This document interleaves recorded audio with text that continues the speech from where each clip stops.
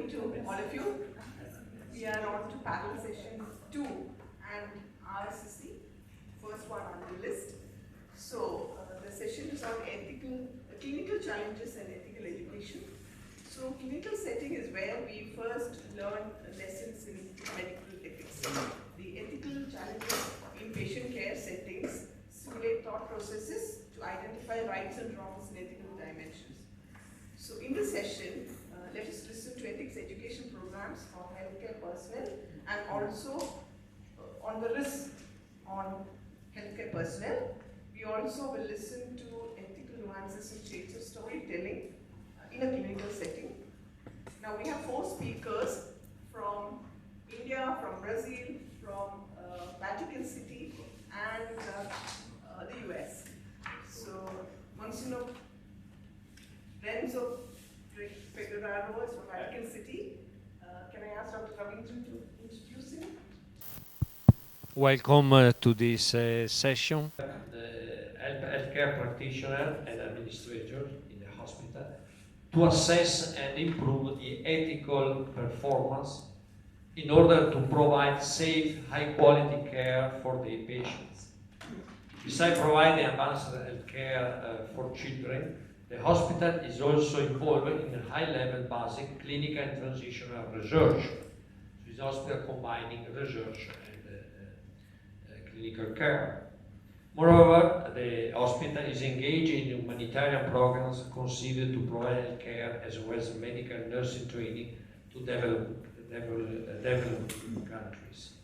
So the hospital pediatric Bambino Gesù ethical activities and climate is supported by the Bioethical Service and the Clinical Ethics Committee. So there are 2 institutions for ethics. One is the Bioethical Service, Clinical Ethics Function for clinical ethics consultation, particularly for urgent cases in the clinical setting, and the Clinical Ethics Committee, which provide, beside the clinical ethics consultation to patients, families, develop hospital ethical guidelines, and promote ethical training courses. So they work together, the service and the ethics committee, for these functions, for these services. And one is ethical training courses. So I try to present the ethics education program for clinicians, staff, residents and medical students on issues related to pediatric ethics at this hospital. The first experience of a kind of basic fundamental education for the people working in the hospital. So there was a teaching group that consists of physicians, nurses, clergy, medical ethicists, lawyers and others, nurses, for example, physiotherapists like that, which consider experience in consultation about ethical issues regarding clinical practice relating to pediatrics. The program has been drafted selecting the most frequent and or relevant ethical issues emerging from clinical ethics consultation by the Bioethical Service and ethics committees. So there was a time of preparation of the course, collecting the cases, questions coming from the concrete practice in the hospital. And so the results were this education program that took place between 2023 and 2024, a program of 4 full days, and it was repeated in the second edition with totally 80 participants, about 30 for each edition. With these course objectives, define ethics and the 4 principles of ethics in the clinical ethics context, identify aspects that influence decision making and discuss helpful resources, discuss examples of pediatric ethical dilemmas through a case study approach. Each section incorporated a structured discussion guided by tutors with formal training clinical ethics, all of whom were staff members of the hospital, the tutors that were involved in the educational process. Main topics of this ethics education program: defining clinical ethics and the contemporary ethical approaches to clinical ethics. So it was an introduction, what is clinical ethics, which kind of different approaches are present, what is the main approach of this hospital. Identify a methodology to address the ethical dilemma in pediatric clinical practice. So how to translate from the clinical ethics approach to the concrete method to analyze a dilemma or conflict.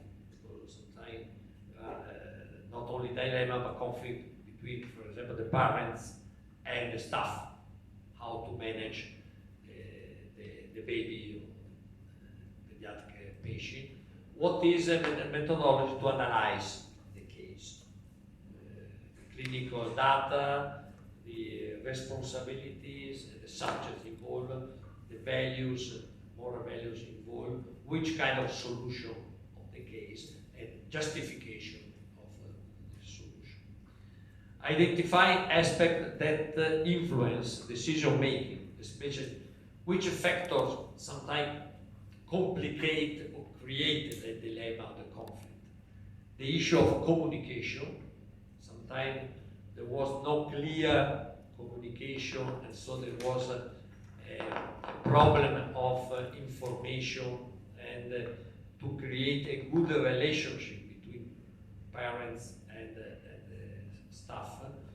The issue of informed consent, that okay, if we are in pediatric area, we have not the informed consent, but we have a kind of assent depending the age, the maturity of the patient, and of course the role of the parents about that. The issue of quality of life, when you are very strong disabled patient or some disease with very bad condition, how to manage the approach and the treatment and so on. Clinical ethics committee role and the function. What is the specific role of ethics committee in these cases? Discuss an example of pediatric ethical dilemmas through a case study approach. So there was one day, there was one or two cases that were discussed, how to apply the method, how to resolve, how to offer an opinion about that. Life-sustaining treatment and end-of-life issues. That the question that came from intensive care unit, where they have many of these problems, and how to go on with this life-sustaining treatment, how to analyze the dilemma of the conflict about that, and what is the role of palliative care in that context, which approach to that when there are no results coming from the treatment and death is coming. The program has been very well welcomed and fully participated. After each edition, high appreciation about content and methodology of teaching has been expressed. Benefits of the ethics education program at the hospital, according to the anonymous evaluation carried out after each edition. There was a questionnaire of evaluation of the course, enhanced clinical decision making, improved the communication and the teamwork. That was also one important thing, how to work together as a team in communication, approach, care.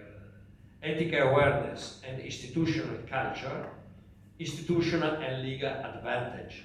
So also the idea to the more aware to be part of an hospital with a particular mission, motivation, values, and in which way to translate into practice. So the ethics education program is an important, recognize the importance to stimulate the reflection and ethical issues affecting the clinical practice and to encourage the integration between clinical practice and reflection on human values in a tertiary academic pediatric hospital involved in international humanitarian programs and advisory.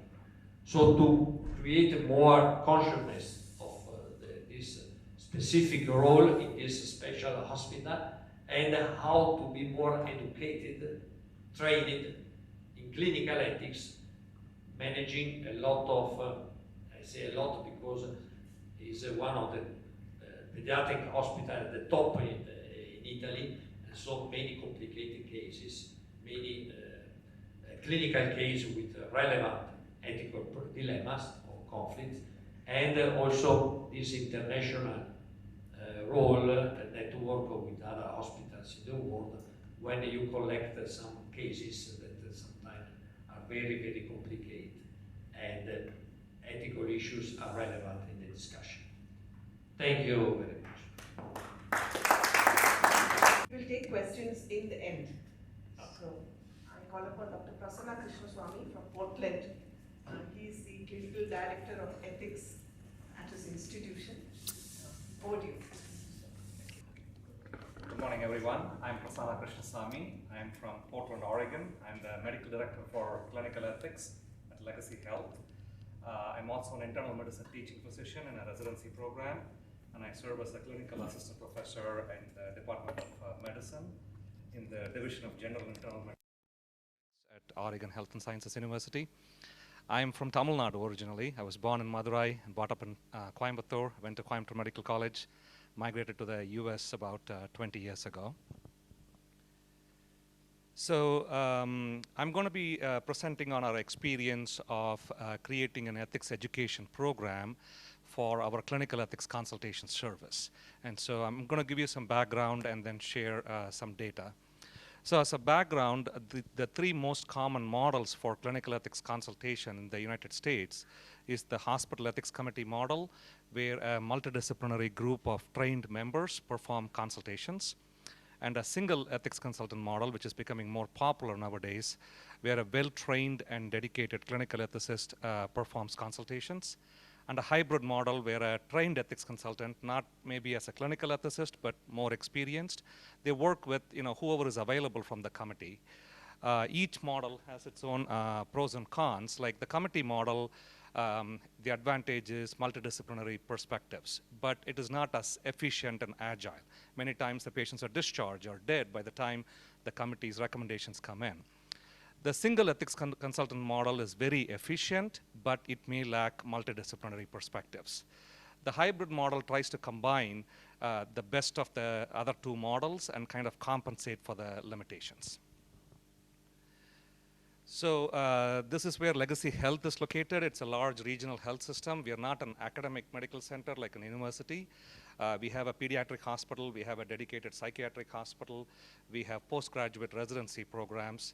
We have 8 hospitals and more than 70 clinics, and we are located in the west coast of the United States, in this area here. Our clinical ethics program has been there since late 1990s. And we are predominantly volunteer-based, so we recruit existing hospital staff members, and they function as volunteers for the ethics consultation service. And it's led by a part-time medical director, like I'm 50% medical director and 50% in my physician role. And these are the 3 different consultation models we've used since 1990s. So for about 15 years, we were functioning in an institutional ethics committee model, but our consult service was limited only to 2 hospitals, the downtown hospitals, not to all the 8 hospitals. And then we went on to the hybrid model because we didn't have enough staffing and funding in 2013, and we were on that model for about 10 years. And then now we have hired a clinical ethicist about 1.5 years ago. So what I'm going to be sharing with you is the hybrid model and what worked well, what we could have done better, and the data we collected over 10 years.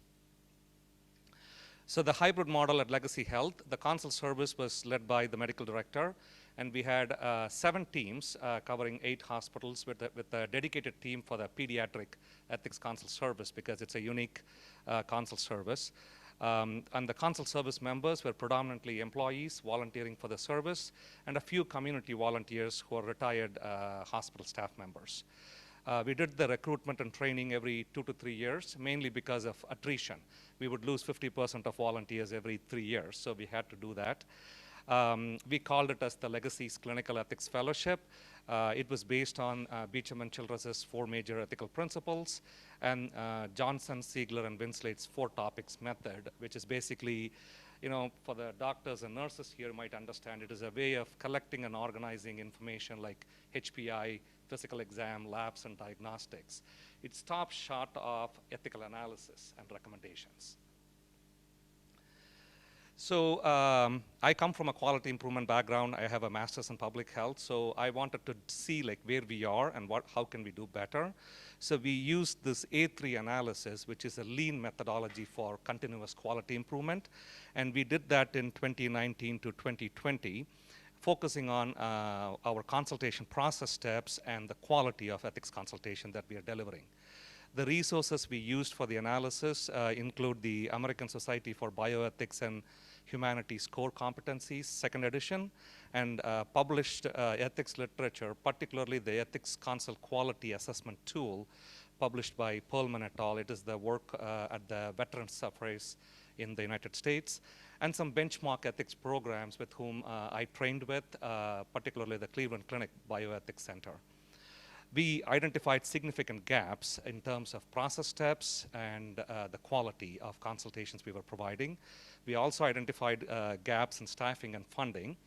Well, we decided to focus on the process and quality and how can we do better with what we have, because we've been asking for more staffing and funding, and we knew that it's not going to happen anytime soon. So the aim of our intervention was to improve the overall quality of the clinical ethics consultation service. Why? It influences the overall quality of patient care, and to improve support for staff, patients, and families. And how we were going to do that was to improve the existing fellowship training and promote staff engagement, and enhance support for staff. So we redesigned our clinical ethics fellowship and implemented in spring of 2022. We did that in 3 phases. One was the foundational phase, focused on core knowledge. An advanced phase focused on core skills like interviewing stakeholders. And then a mentorship phase, which was new to our fellowship. This is where the new recruits were assigned mentors who supported their ongoing learning for the next 1 year after the fellowship was done. So we did the fellowship in weekly 2-hour sessions over 8 weeks, so a total of 16 hours, which included didactics and case discussion. We provided literature and some pre-reading for the sessions, and then there was mentorship for 1 more year. So I'm going to share some results here. So we had 43 new recruits from more than 10 disciplines. 22 existing members attended the fellowship because it was redesigned and much more in depth.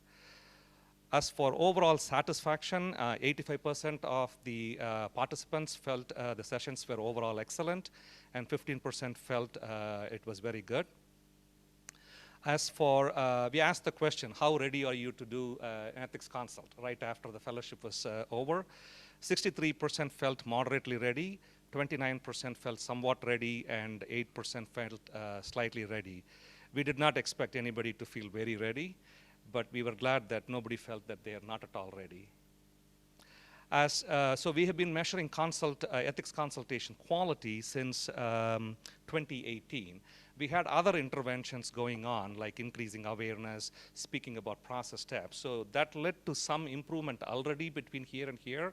As you can see, just before I go into the data, let me explain how this is designed. So we use the ethics consultation quality assessment tool, which categorizes consults into either poor or less than adequate, that's the blue bar, and then adequate or strong consults are the orange bar. So as you can see in 2018, 50% of our consults were poor or less than adequate. And in 2023, 63% of our consults were adequate or strong. So it went up by 13%. And this is where we did the fellowship, and it jumped another 13%. So 76%, 3/4 of our consults were adequate or strong in 2023. Not all the data was positive. Our consult completion time, which is basically when we get the phone call about a consult request, and then we finally provide the recommendations, write the note, and call the requester back. So that used to be an average of 24 to 48 hours.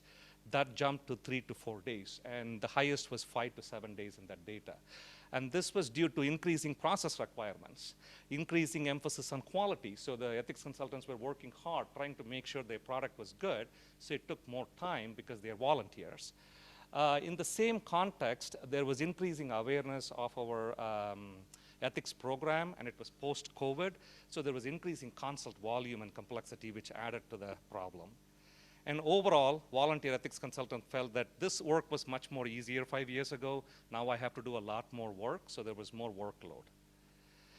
So as for discussion, I'm going to use the SWOT analysis, which basically stands for strengths, weaknesses, opportunities, and threats. As for the strengths in our training program, it overall improved the quality of ethics consultations. Staff engagement and satisfaction was much better. And there was multidisciplinary and system-wide representations from all 8 hospitals and clinics. As for weaknesses, our consultation completion time got delayed. Some of the ICU consults, which was time sensitive, we couldn't deliver it on time. And volunteer ethics consultants felt that there was more workload, and we were starting to see attrition even 1 year after the fellowship.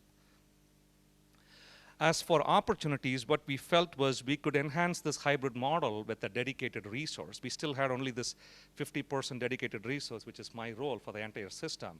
But what if we hired a full-time clinical ethicist who could function as the central resource supporting these multidisciplinary frontline consultants? As for threats, it was post-COVID. As you may know, most of the hospitals in the US are struggling financially, so staffing, funding, and sustainability were still big threats for us.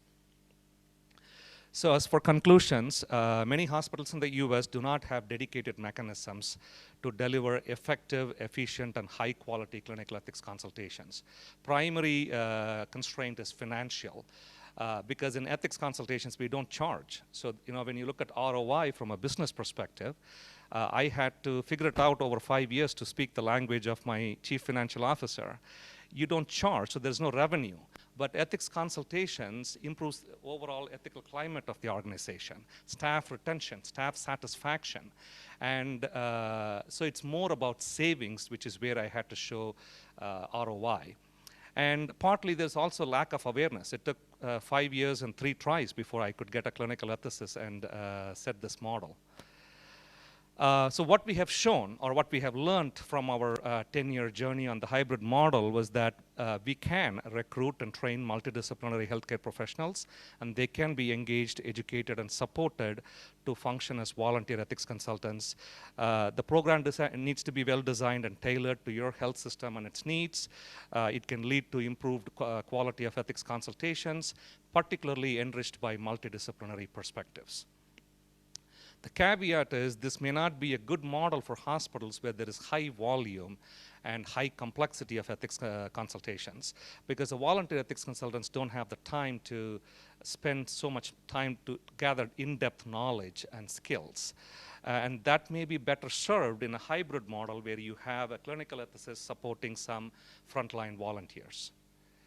And thanks to my program leaders and members, the Cleveland Clinic Center for Bioethics, the Community Ethics League, which is a small group in the Portland metropolitan area of clinical ethicists. We get together quarterly, talk about our problems, and see how we can help each other, and my teachers and mentors.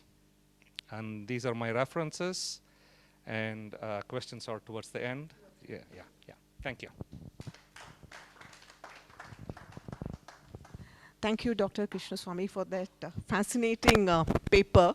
Ethical consults are a novel concept in India, so it was very stimulating to listen to that. We'll have the Q&A in the end, as we had mentioned in the beginning. Call upon Dr. Mario Vaz. He was a professor of physiology at St. John's Medical College and is currently faculty at MS Ramaiah Medical College. Thank you.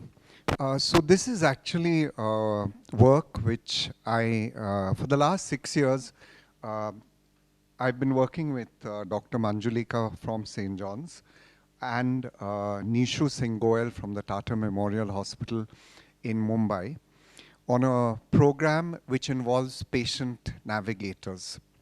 The Tata Memorial Hospital is India's largest cancer referral hospital. It sees about 1,500 patients a day.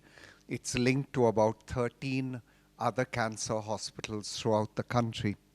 And it's been a pioneer not only in India, but globally in terms of its recommendations for cancer care. But one of the big problems that they faced as a result of this huge patient load was their inability to relate to patients, because the doctors were overwhelmed. The patients, of course, came from all over India. If you go to the Tata Memorial Hospital in Bombay, you will see patients on the footpaths. Some of them have camped there because they are waiting to see doctors at the center. And so the Patient Navigator program was started to bridge the gap between the patient and the doctor, but not merely as a volunteer taking a patient to different parts of the hospital. The patient navigator was a person who understood cancer and followed up with the patient and their families and continued to follow up with them when they had left and gone back, sometimes thousands of kilometers away from the referral hospital. I became involved in this because I was interested in the humanities and health, a division which I helped to set up in St. John's. And this is a model which has been postulated for many years. In medical schools, the focus has been on the science and technical judgment which leads to better clinical practice. But over the years, it has been recognized that there is a need for the arts and the humanities, and particularly in India, because medical students come soon after school and have no exposure to any liberal arts. So the understanding of where this is situated is completely alien to them. In fact, I used to take a course in the history of medicine. The moment I said history, there would be a collective groan from the medical students, because that's how they are taught history in India. But the idea of the arts and the humanities is to increase humane judgment. Now, over the years, narrative medicine and patient stories have become a part of what is a larger discourse. We know that patient stories supplement the physician, often through no fault of their own, maybe due to pressure of time and work, sees patient stories as a means to an end. The end is diagnosis, the end is trying to arrive at a treatment protocol. But of course, patient stories are extremely enriching, and they can increase our ability to treat patients, particularly in chronic long-term conditions. Storytelling in a health humanities education approach, what we did in our study was that we conducted a workshop of 4 days. We had 37 participants. And the process that we followed was to introduce them to the idea of storytelling. They then developed stories in pairs, and I'll tell you why it was important, because it's easy for me to tell you a story, but try and get me to tell you a story with another person who has a very different story to tell, and it becomes a problem because I've got to listen to that person. And we wanted to promote the idea of actually listening as an important construct. And then there was a presentation of their stories, group discussions, and learnings. What we did was, when we asked them to create stories, we weren't interested in it as a literary exercise. That is something that we emphasized. We said that a story is more than a sequence of events. It's about emotions. It's about conflict. And we encouraged them to bring this to their stories that they created. So each of the stories that they created in pairs actually was based on an actual case study of the hospital, which we had redacted extensively. So they were given only very simple conditions. In this particular, this is one of the stories, or one of the case studies. There was a 20-year-old male with Hodgkin's lymphoma. The carer was the older brother who was the only breadwinner. The father had actually left the family. The mother was caring for the home. And they came from a village which was 2,000 kilometers away from this referral hospital. They belonged to a low socioeconomic status. One of the things that was suggested was a bone marrow transplant. And so we asked them to work in pairs to create a story for the patient, another 2 people to create a story for the carer, and another 2 people to create the health provider's story, all based on this same redacted case. And what emerged from this was remarkable. None of them said they were comfortable with writing. But and this presentation doesn't allow me to tell you what those stories were. But if you read those stories, you would be moved, because they were extremely powerful stories. And they were stories which went down to the depths of so many issues. In the case of the carer, in that particular story, he was concerned for his family. He had full faith in the doctor. He saw this as a famous hospital, something that he could rely on. But he was anxious about the finances. And the quality of life for his brother. What type of a life would he lead? The patient describes his fear, his nervousness about his therapies.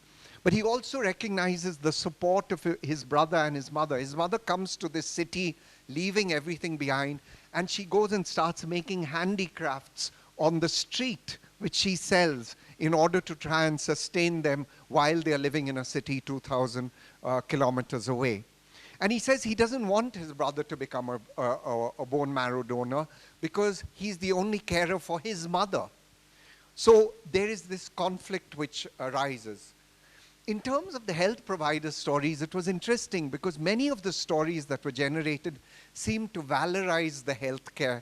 It described the healthcare provider as being conscientious, hardworking, compassionate. And one of the ways to look at it were they actually trying to reflect on what they wanted to be or what they saw as the attributes of the ideal healthcare provider. So at the end of all this,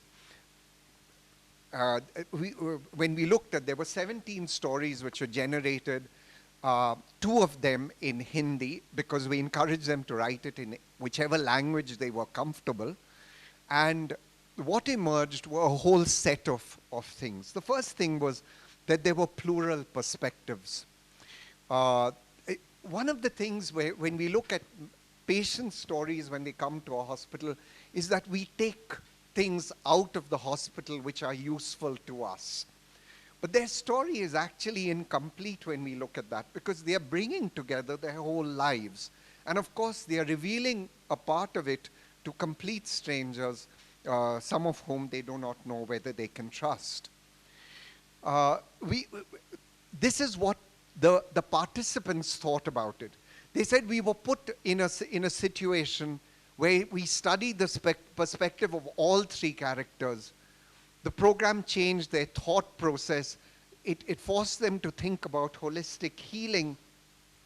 But at the same time, they wondered, could they actually write a story which they were not a part of? Some of them talked about, in the Patient Navigator program, we have had participants who were survivors of cancer. But many of them hadn't gone through it. Many of them had not been carers. So they wondered whether they were being authentic or whether they were actually telling their story rather than trying to walk in the shoes of the other, which is a real challenge. They found it difficult to work in pairs, but they realized that they gained perspectives from each other. And of course, working in pairs forced them to listen, which is one of the first steps to listening to a patient's story, because when we don't listen to the patient's story and we impute what they are coming with, or we come with our own prejudices, the story changes. I know that as a medical student and an intern, we would often use the phrase, patient is uncooperative. Actually, the patient is not. That's the words we are using to describe the patient's thing. They were forced to deal with this issue about being non-judgmental, about putting thoughts and emotions into words. And of course, many of them got emotionally involved in the stories that they were writing. And it became abundantly clear to us that these were not just stories. They were actually telling stories of events that they had witnessed, that they had been, that they personally may not have gone through, but which they recognized as being important. Why are these important? I think because it builds patient trust, it nurtures relationships, but in terms of the healthcare provider, it also, understanding the stories of patients, improves our patient care. And it does help us enhance our moral reasoning, because very often we look at these in a clinical situation as the clinical problem. But what these stories were telling us were all the determinants of that clinical problem. The determinants of how we handle affordability, accessibility, the poverty. As I remember my surgery professor telling me at one stage, you will find that more patients die in the surgical ward of poverty than because of the problem that they have. Because their ability to continue care, their ability to even seek care, the discharge against medical advice is driven by factors which are not just medical. And yet our focus in clinical medicine tends to focus only on the immediate clinical issue. So what do we learn?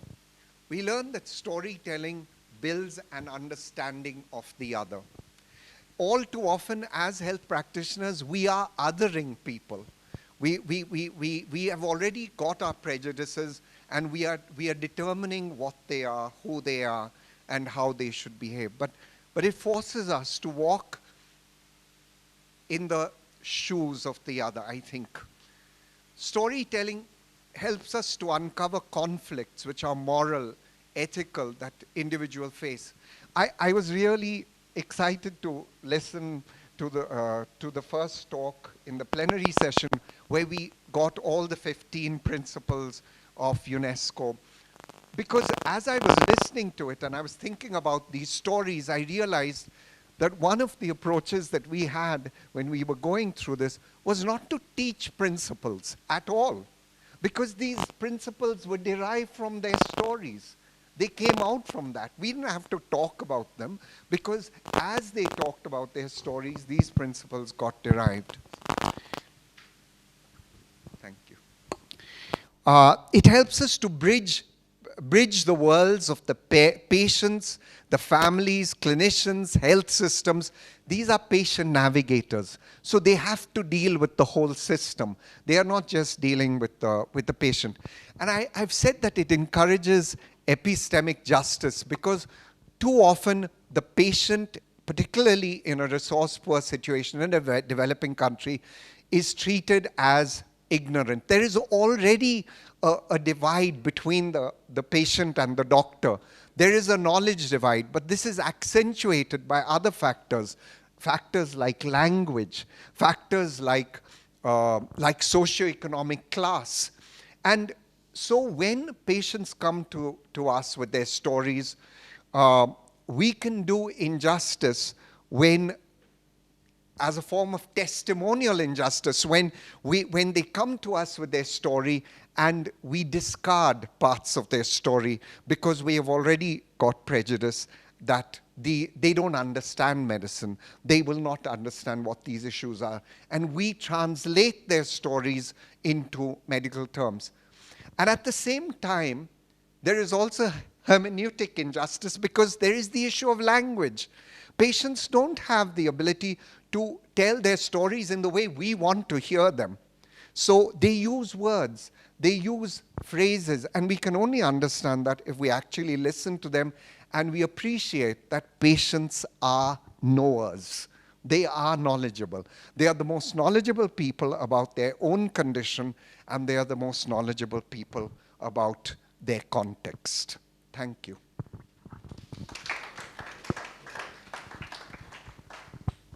Thank you, Dr. Mario. The emotion of a story depends on the perspective, perception, and the situation of the individual. So that was a very enlightening lecture. Over to Dr. Telma Rejane dos Santos Façanha. I hope I've pronounced your name right. She's traveled all the way from Brazil. And would you introduce yourself? Well, good morning, everyone.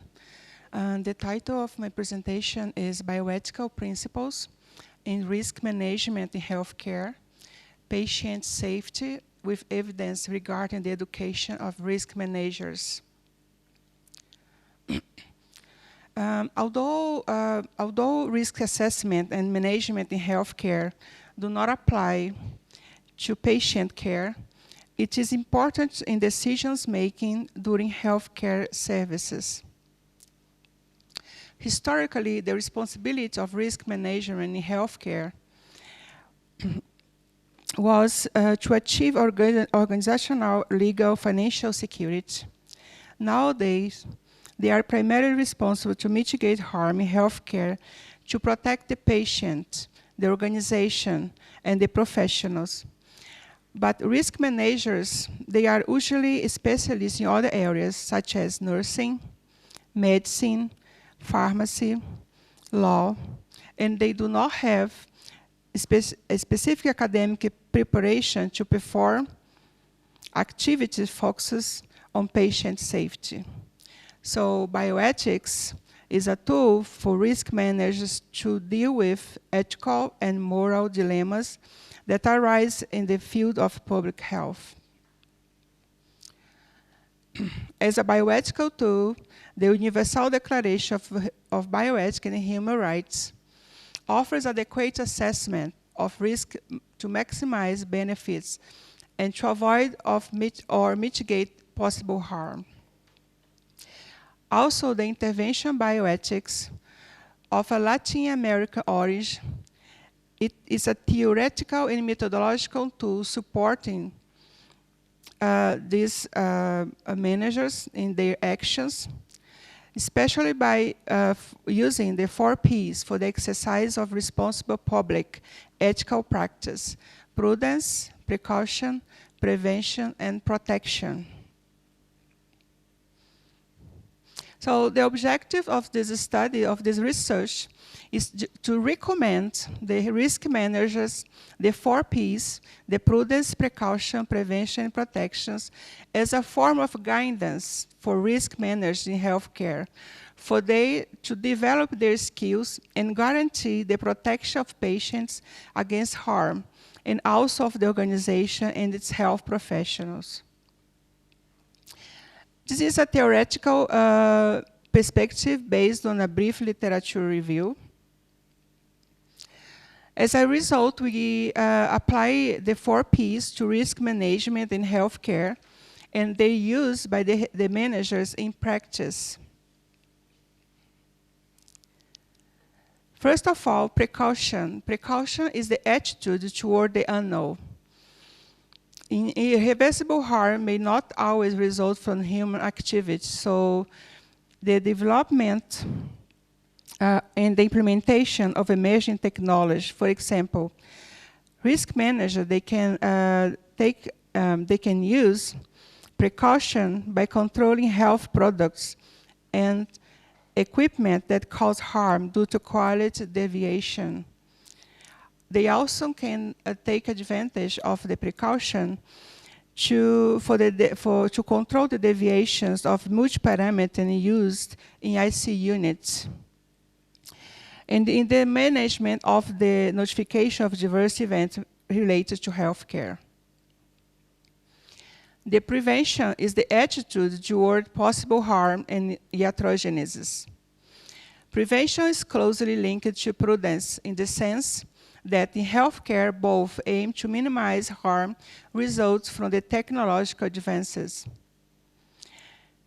Risk managers, they can use prevention in the management of diagnosis, images, medical images to prevent errors resulting from the technological use during examination.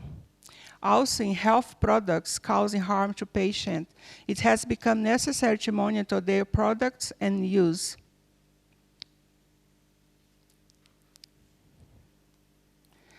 The protection is the attitude that aims to care for the socially excluded and most fragile and unassisted.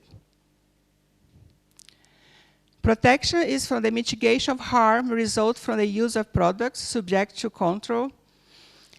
Another example is during the surgeries that use expander during plastic surgery, in assistance to protect patients against harm during care, in the administration of potentially dangerous or high allergic medication, and also in the notification process. It's related to the protection of the notifying professionals. In this sense, bioethics should not be worked in a vertical and episodic manner, but it should be part of the syllabus of undergraduate and graduate program, because the practice of bioethics foundations and principle in this field of study must be in line with the technical, scientific, and academic skills and abilities of each area. It is necessary to monitor the development of research aimed at the risk management, and to enable the creation of theoretical, practical tools capable of empowering risk managers. So in this sense, it will help for the risk managers to become capable of developing skills and attitudes with self-reflection and capacity of deliberation, and also for training and evaluation of different contexts, and also develop the strategies will prepare them for responsible for great resolution and effectiveness in healthcare, with the minimization of harm and the consequent safety of patients. In conclusion, based on the intervention bioethics and the Article 20 and Article 4 of the Universal Declaration on Bioethics and Human Rights, this study fulfills the objective to proposing bioethical principles capable of guiding manager practice throughout management in healthcare. The 4P proposed by intervention bioethics, prudence, precaution, prevention, and protection are theoretical, methodological, and practical tools for solving problem risk management. So it can serve as a theoretical and practical principle for managers to make decisions, providing this professional with instruments to make more justified decisions. These are my references. Thank you. Thank you, Dr. Telma, for that talk, which is a topic which is often overlooked. Now, Monsignor Enzo, can I invite you to come here, and can we give him the other mic? So he spoke on ethical training of pediatric caregivers in a tertiary care hospital, Bambino Gesù Hospital, covering all aspects of ethics, including dilemmas, conflicts, informed consent, end-of-life, palliative care, and communication. May I request the audience if you have any questions?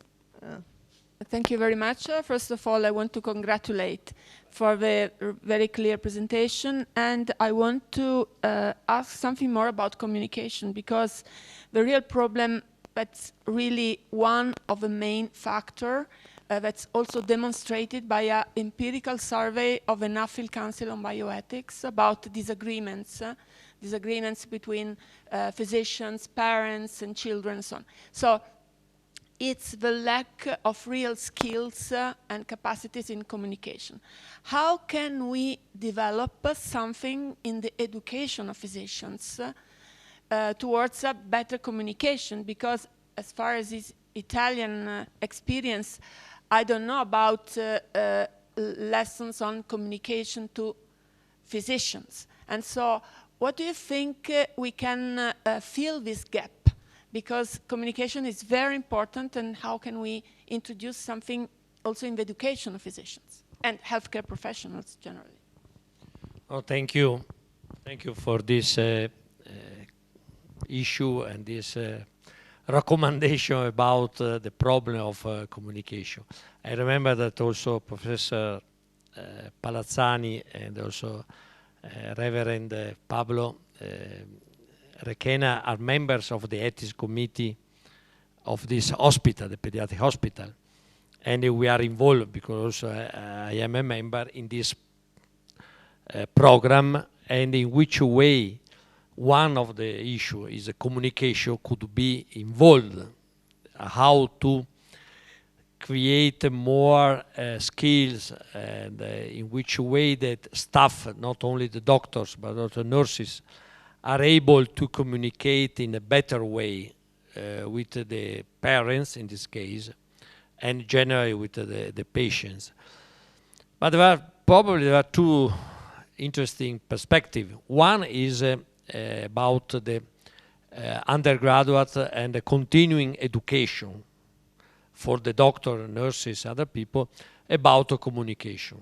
So it's a kind of permanent challenge of education to be able to communicate in a good way. Second, why not the experience that was presented before of a narrative approach or storytelling or navigator to help the staff and the patient to communicate.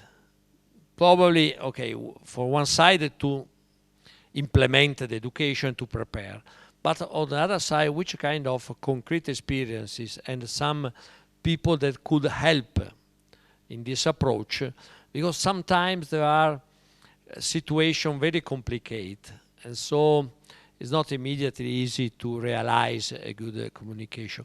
Also in our children's hospital, there are problems for different culture, languages, and sometimes they use the mediator, cultural language mediator or cultural mediator.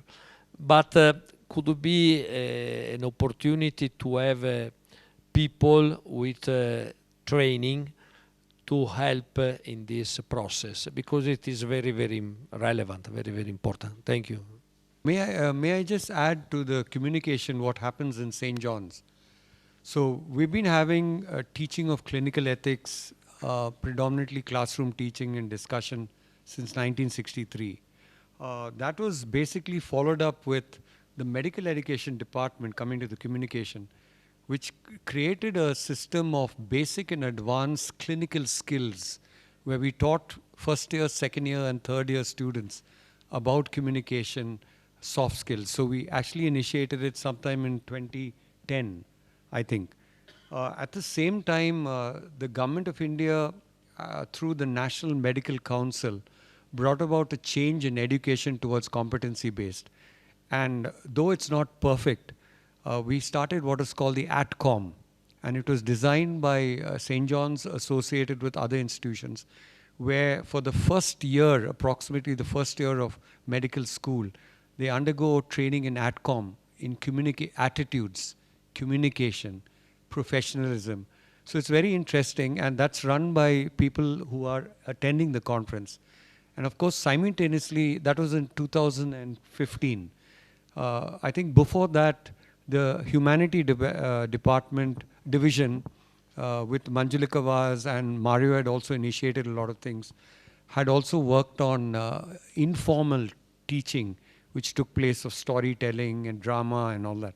So it's interesting that you asked about the communication, because we're not doing very well with the outcomes, but we have already started it, and it's interesting. We can surely share with you what advanced and basic training we do for first year students, and what our ATCOM module is, which is available off the net.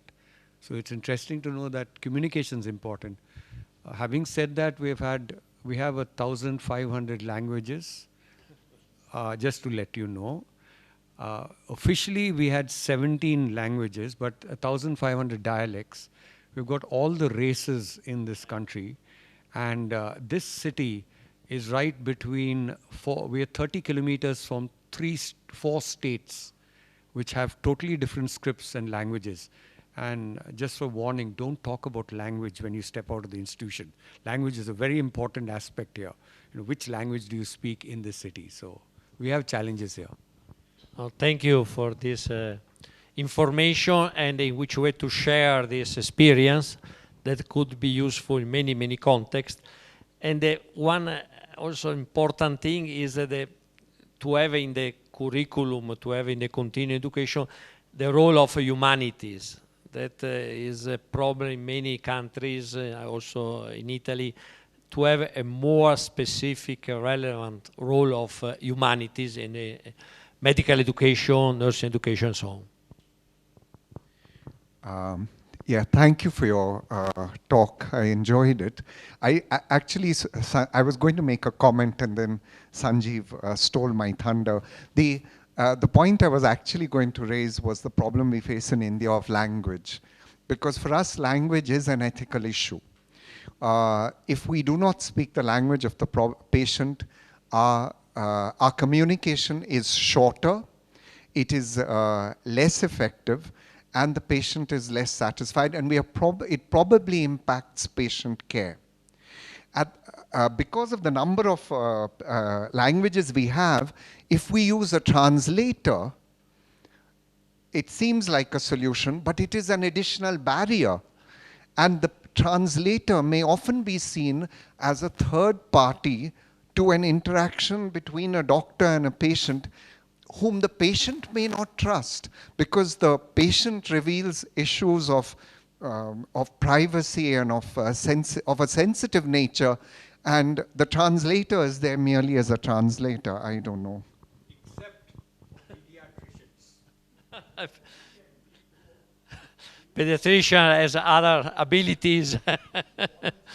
Communication is not only verbal, but is a lot of other things. Okay. Thank you, Monsignor Renzo. When we speak about languages and the varied languages in our state, there's also the language of hearts, which sometimes we use when we treat patients and we communicate with caregivers. Okay, now, Dr. Krishnasamy, may I request you to come over? So I'm really fascinated by your study where you trained volunteers on ethics and that translated into a positive outcome. Are there any questions from the audience? Thank you very much for your presentation. It was really very interesting. I have 2 questions. First one, can you tell me a suggestion on how to demonstrate to managers of hospitals that ethics is not spending money but saving money? Because I completely share your idea, but generally managers have to do with numbers and how to demonstrate that in a very concrete way. So it's a provocative question because I don't know if it is possible or not. But if you have suggestion, I will be very interested. The second question is about when you say the experience of a single ethics consultant. I would like to know what is your experience about the background of the ethics consultant. Is it better that he or she has a medical background or philosophical or whatever? And don't you think that single means in any case at least 2 people or 3? Because you need to have a service 24 hours a day, so you need maybe to have more than one. So single in which sense? Thank you.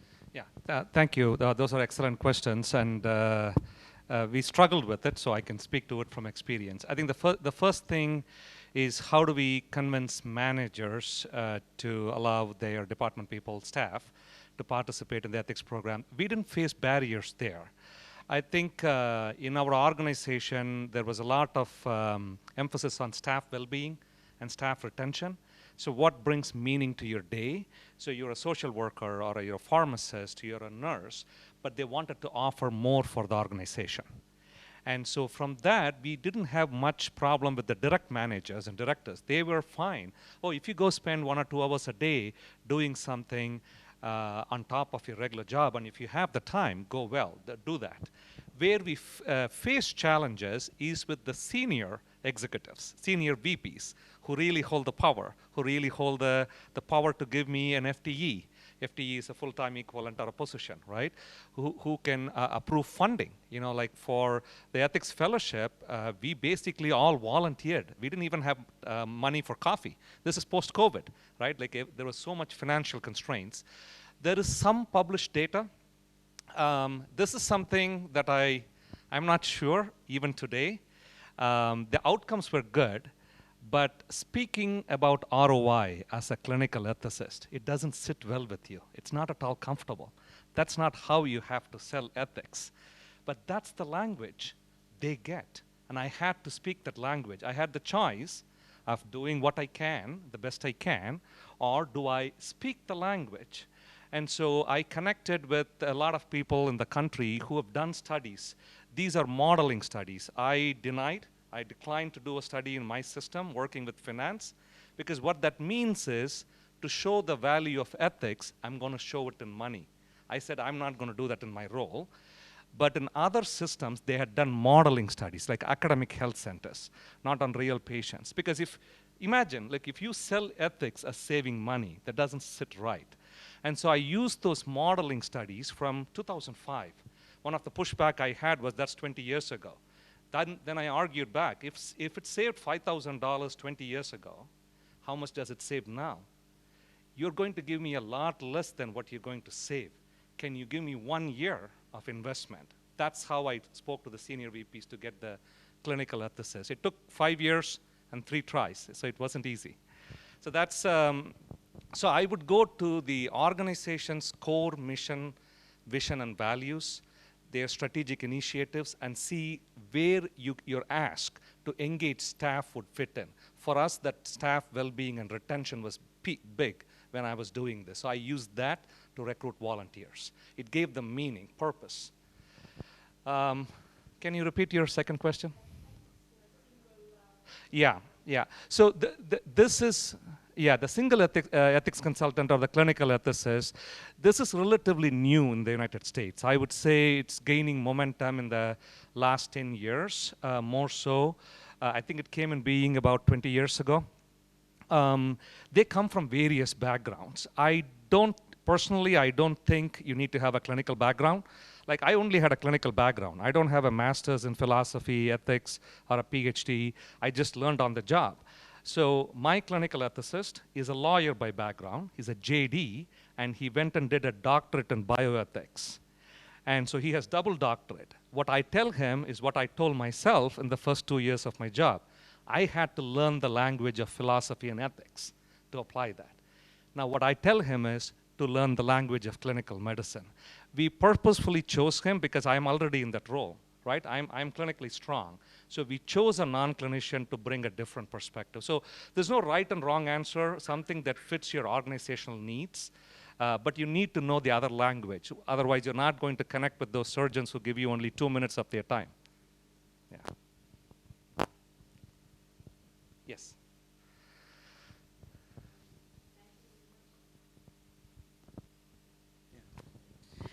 Thank you for an excellent presentation. That was eye-opening. I think it's, as ma'am said, the role of an ethicist is very novel and probably non-existent in our country as of now. I'm a clinician myself, so I was just interested if you can share an example of a challenging ethical issue that you have come across in the past, and what is the solution provided by the ethicist? I know it doesn't entirely align with your presentation, but I was just curious to know because you're a clinician yourself. So just in the interest of time, I'm just going to say that inherently an ethics consult means it's complex. The primary care team has not been able to figure it out. I would say 50% of the time it's lack of knowledge. We are able to easily address it like within 1 to 2 hours. Sometimes, it's the best of 2 bad options. That's the most complex consults, and especially if there is clinical uncertainty. So we had this patient who was homeless. And I'm just sharing the story because when this was happening, I was at a conference. And I ran it by 4 people, a doctor who's an ethicist, a chaplain who became an ethicist, and director of Emory ethics program, and the other one was a social worker. I got 4 answers. So just speaks to the real ethical dilemma. A homeless patient, he's got delirium. They're still trying to figure out what's causing that, and he's thrashing around. He's got a cervical spinal injury, cervical spinal cord, like the spine is fractured. We don't know how it happened. He was brought in by ambulance, homeless. He's not able to give a good history.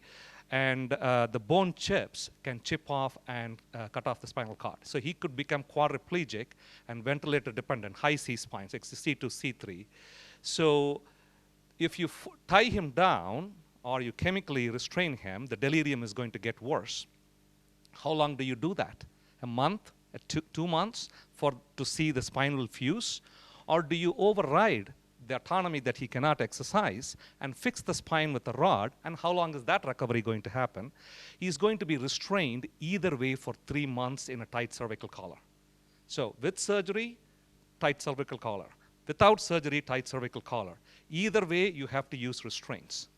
Like how far do you go in the interest of beneficence to override one's dignity? He cannot exercise his autonomy. We truly don't know what he would have wanted, what kind of life he would have wanted there. This was the most distressing. This was 3 years ago. Eventually what happened was after a month, there was evidence of fusion process starting. So the fractures were starting to heal. And we got 2 neurosurgical opinions from university hospitals. They said the chance of that displacing and hitting the spinal cord is less than 30% at that stage. So we just didn't override and do surgery. But the recommendation was not clear. We weren't, like, everybody was split in the committee. It was very complex. Yeah.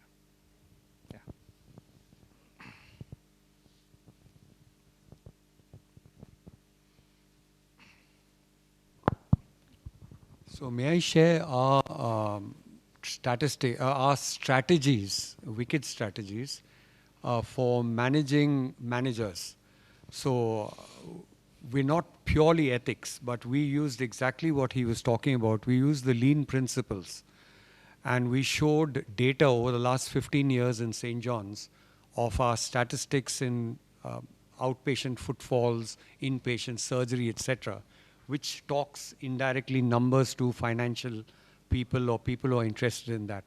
And we showed that how patient satisfaction is vital for us to sustain operations going forward. It took us 50 years to to do this exercise. And for now, in the last 6 months, we're working on different aspects involving the managers, because we've sold the management the data that if you don't look at this more carefully and don't rectify changes, you're going to go down. So our strategy was pull out data, use data to show what's happening to the hospital footfalls, indirectly indicating the financial aspects, and therefore incorporating managers at each level to make changes towards lean thinking, which are actually ethical, because it's about patient satisfaction, keeping patients happy, not necessarily doing the wrong things, but keeping patients happy. So I just want to share with you what we've done for managers. Thank you for that presentation. I really liked it. I was curious to know, because we are in the process of trying to set up hospital ethics committees in a network in India. And you had a team versus a single consultant, ethical consultant, and that's been fairly recent, you said. Do you have any sense of how, well, the quality of the consult maybe for a single versus a team, which is looking at an ethical issue, and was the single ethical, was it acceptable to the clinicians? Because the idea of having a group looking at it is, of course, that you get diverse opinions as opposed to a single person. Could you just let me know? Yeah, I think that's a good question, but there's multiple layers to the answers I'm going to give you. So when you have a team and somebody's taking call that rotates, and you're a physician calling ethics, like let's say you know ethics and you're calling them, you get to talk to different people each time you call them. And their level of knowledge and skills vary. So in a single ethics consultant, improved, can be monitored more closely, it's more reliable, more consistent. Plus, it's a dedicated time. That's their job, so they're available, right? Imagine when you call somebody when you're desperate and you're confused in a complex situation. You don't get a call back for 2 hours. That's our team model, because they're volunteers. In a single ethics consultant, we are returning like the page like a cardiologist would return for a MI, right? Like within 15 minutes, we're calling them back. Now, it also depends on the volume and complexity. So it's not a one-size-fits-all approach. We finally decided we want a clinical ethicist, but we maintained the hybrid model, but offloaded them because they don't have to carry the pager now. So they are more happy to be involved. The reason we kept that model is we got 8 hospitals, and it's 8 microcultures. You're just talking about languages, right? If I am the medical director, I'm sitting in that flagship of my system, and I go to a peripheral hospital, I'm seen as an outsider. And trust and rapport is very important to bring out those narratives that you're talking about, right? That's very important for our ethics consultation. So we have still 5 to 10 people in each hospital. They are our liaisons. We call them as the ethics ambassadors. So when I go to that hospital where nobody knows me, I call those 5 people. Who's available? Come with me.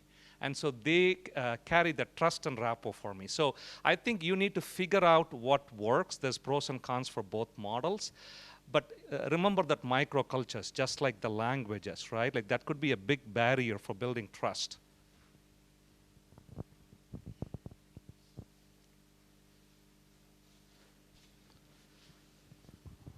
Thank you, Dr. Krishnasamy. Dr. Mario, Thank you. can I invite you here? In order to make up for the error I made in introduction, I listened to every word of your story. So getting into someone else's shoes makes ethics clearer. That's something which I learned from your story. Now on to the Q&A. Thank you very much for your presentation. I want to ask you, I'm not very competent in narrative ethics, but it's very interesting. I know there's a big literature.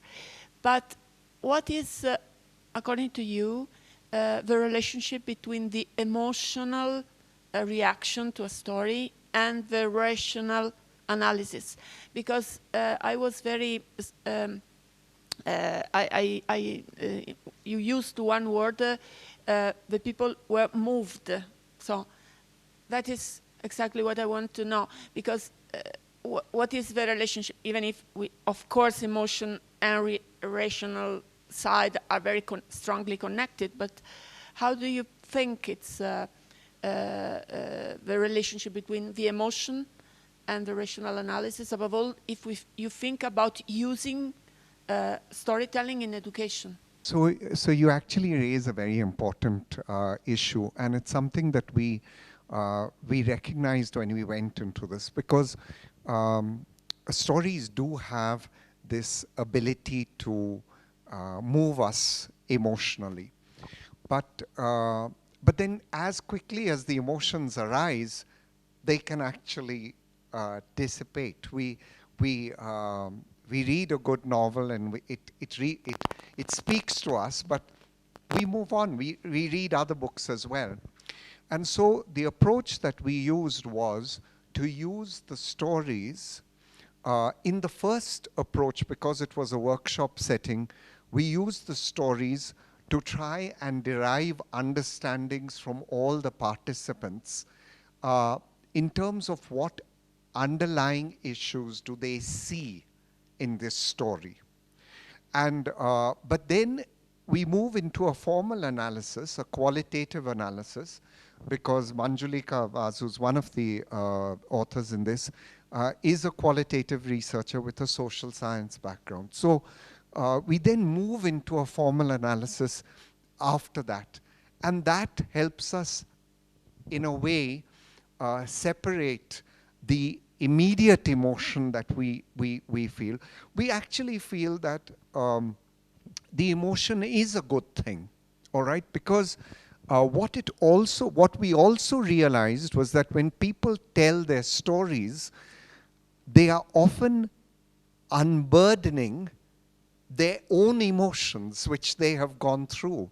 So we had patient navigators, but we also had nurses, we had doctors, and I know that particularly with the nurses, because there were two nurses working on a story together, and the first thing they told me is you know, we are not storytellers, we are nurses.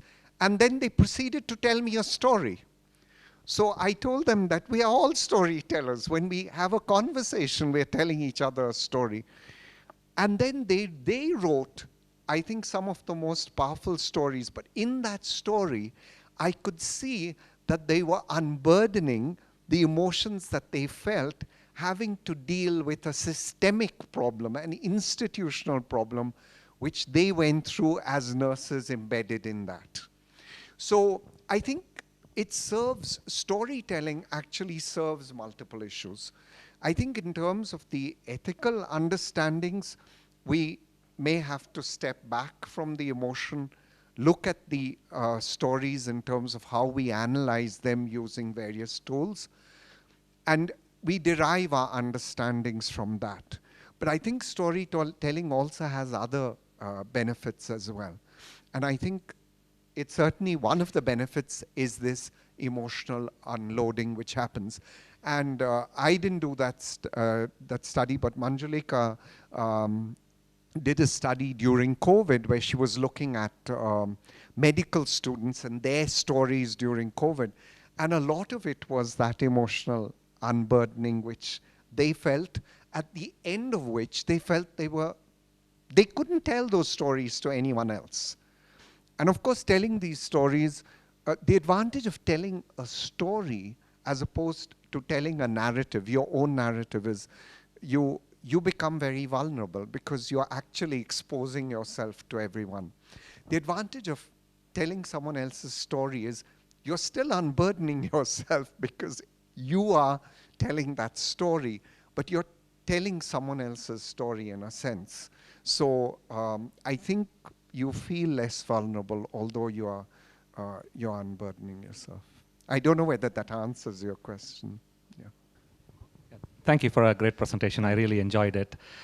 You mentioned about labeling patients, which we inadvertently do all the time, right? Like patient is uncooperative. Yeah. One of my favorite things is when a resident tells me the patient is a poor historian.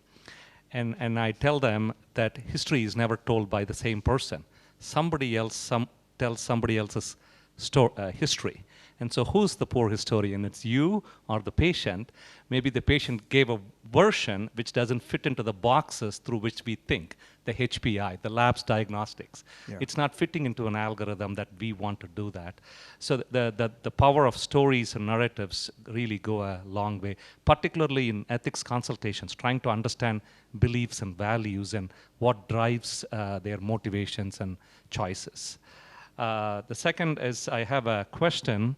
So great project. So you collected all the narratives from the patient and the caregiver's perspective. How was that received by the doctors? Actually, this, I have to say that it was a privilege to work with this hospital because this hospital is a cancer hospital, and I found I haven't met all the doctors, but I know that the Patient Navigator program has a huge support from the doctors.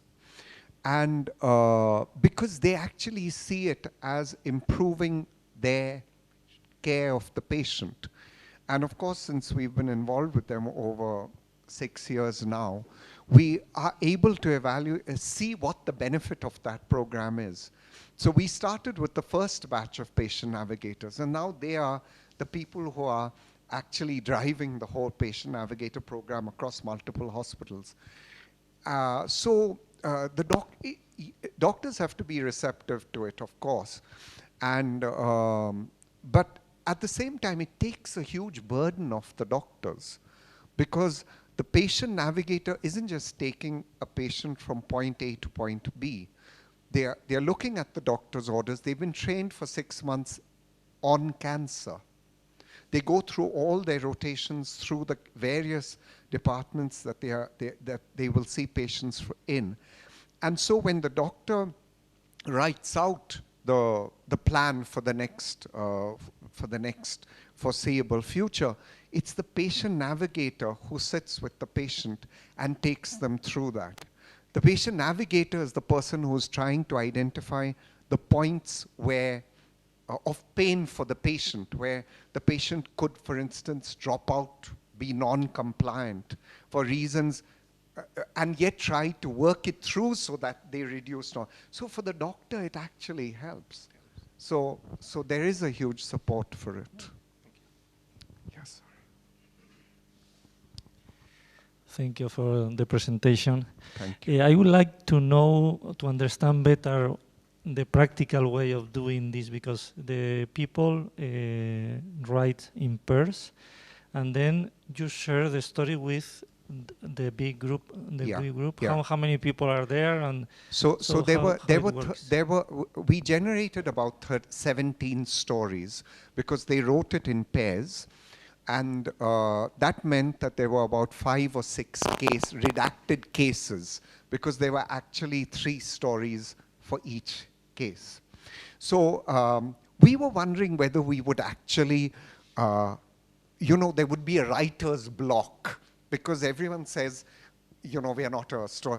But what amazed us was that once they sat and got down to it, they just wrote.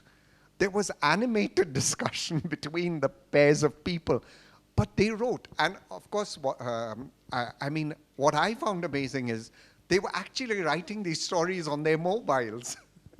Now, I can't type into a mobile, but they wrote long stories. So they come together. We then had a process where each group of 6, that means 3 pairs, discuss their story from the perspective of carer, patient, and the healthcare provider. And then they came together as a large group and shared it. It actually worked. There was a lot of feedback. But as a workshop mode, there's a lot of things which happened after that, which we then had to feed in, because it wasn't enough time to do, obviously, a formal qualitative analysis of the narratives. So, thank you.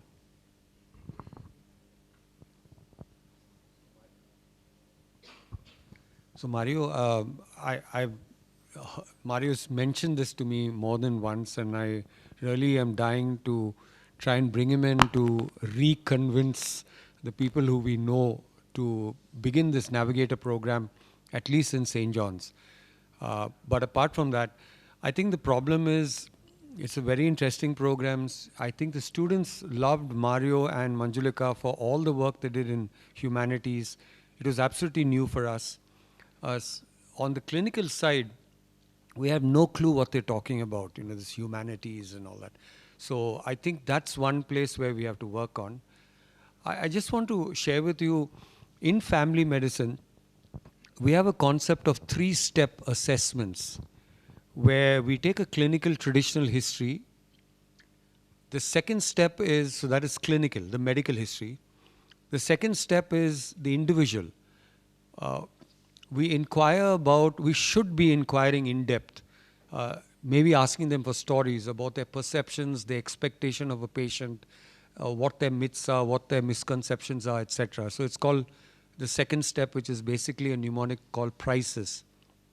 And the third step of the assessment, as part of a clinical workup in family medicine, the third step is about the ecogram, about the systems around the patient and who supports and what are the relationships which exist. And I was just wondering that maybe to achieve that step 2 and step 3, which is very difficult for our postgraduates and for our faculty to do a good step 2 and step 3, is probably we need to learn how to tell stories. To my impression of Mario and myself is we were pretty bad in social circles, except if we had a glass of wine in our hands. We are misfits, because I think doctors at the end of our training, especially clinical doctors, we end up becoming very clinical. We can't communicate, I feel that. Mario is probably an exception, but I feel that we're lousy with communicating outside our group. It's like talking to non-doctors is going to be difficult. So I think medical college breaks us down to make us social misfits. I believe that. So I don't know whether we need to study that as well. I don't know. But I think the fact of, we've moved in our clinical histories to become very clinical. And there was a time when we were students, when we were asked, every clinical history had to have a social history. I don't know whether that's still followed, but I know that in many cases it becomes check boxes, and so students no longer have a history to take or to listen to in the first place. Thank you. Thank you, Dr. Mario. I'll call upon Dr. Telma. One more P to your 4 Ps, which are prudence, precaution, prevention, protection, and pertinence. It's a very pertinent topic. And may I ask the audience if you have any questions? We are on the last lap of the session. I would like to know a little bit more about prudence, because you skipped this slide.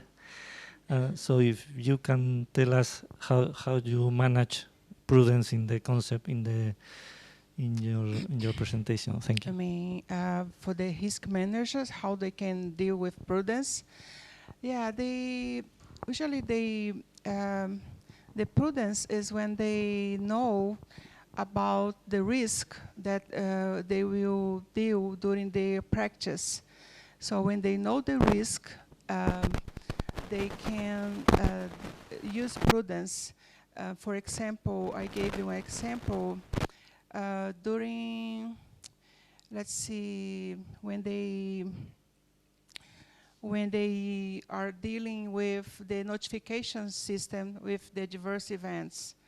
Now, some events, they know how bad, how harm it will cause to patients. So by analyzing and know what happened, how it will cause harm to patients, they can be prudent. They can use prudence and they can be prudent. Yeah, this is one of the examples how risk managers, they can use prudence. Yeah. Thank you for a great presentation. My question is based on what I know about risk management in the United States. It's about decreasing risk for the organization, the hospital, right? So as an ethics consultant, when I'm working, oftentimes doing the right thing, the ethically right thing, decreases risk for the organization, but not always. Sometimes I'm in direct conflict with the risk management team of the hospital. So as an example, so sometimes when patients don't have capacity and they haven't appointed anybody to make decisions for them, the way it works in the US is each state has a hierarchy, like your spouse, your kids, things like that. So sometimes we will have conflict between two surrogate decision makers. One is lower in the hierarchy, one is higher.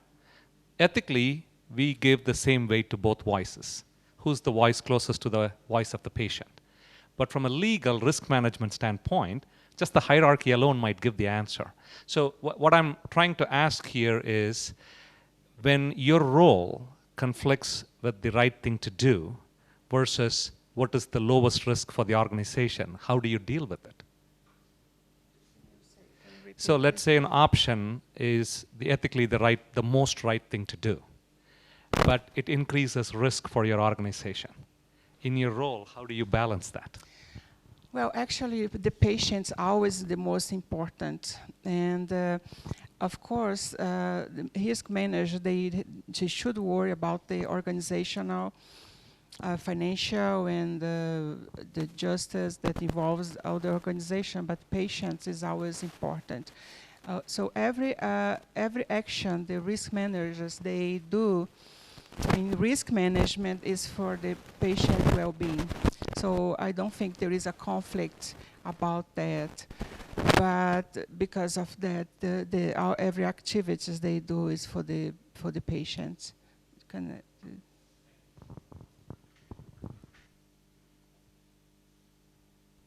Thank you for your presentation. I wanted to ask a question. Does drug safety and pharmacovigilance come under the risk management profile? Where drug safety and pharmacovigilance, where there may be a side effect to a drug or a medication, is that something which you all would deal with? Yes, yes, okay. it is. So I wanted to know, because I'm actually working for an organization where this is a major function in India, I wanted to understand in Brazil, does the reporting of a drug side effect, is it a responsibility of the hospital, or can it go directly from a patient? Do you know? It may not be what you are actually doing, so I'm not sure. Well, it's the responsibility of the professionals. Yeah, Yeah, if the patient can be responsible for this too? Yeah, can the patient directly report a side effect to a drug to the national agency or anything like that? Yeah, we do it. They can? Yes. Okay. And in your list of things that you all manage, which would you say is the most, in terms of volume, what is the area that you most have to manage in terms of risk management? Well, the medication. Yeah. Yeah, those relate to the medications. Okay. Mostly, yes. All right, thank you. If there are any more questions, that can be at the lunch session. Thank you, Monsignor Renzo, Dr. Mario, Dr. Krishnasamy, and Dr. Telma for that splendid session on clinical challenges and ethics education, and also the delegates for participating so intensely. May I call upon Dr. Ravindran, Professor of Medicine and Family Medicine, to wrap up the session and give his concluding comments. Thank you, Dr. Jyothi. We had 4 different ways of dealing with ethics today, and that is very important for us, because we always talk about didactic lectures, and Dr. Pegoraro came with the case-based studies, which are important ideas across to the students, and that is an important thing that we have involved, and that involves a lot of time, a lot of energy to prepare a case and present it to them. And Dr. Krishna's spoke about hybrid model, and having a single emphasis in the institution is going to be difficult. We need to have a group of people who are interested in ethics, especially in the Indian context. We do not have people who are trained in bioethics, because there are only 2 or 3 courses in the country which train in bioethics. So we may not be able to have hybrid models.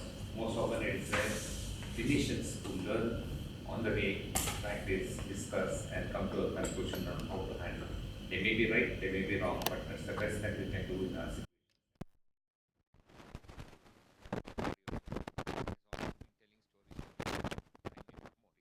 So it is a very interesting concept that is necessary, and our students get at least to see the patient as a patient and feel with the patient the problems that they have, because they have gone through that course, writing stories and discussing stories.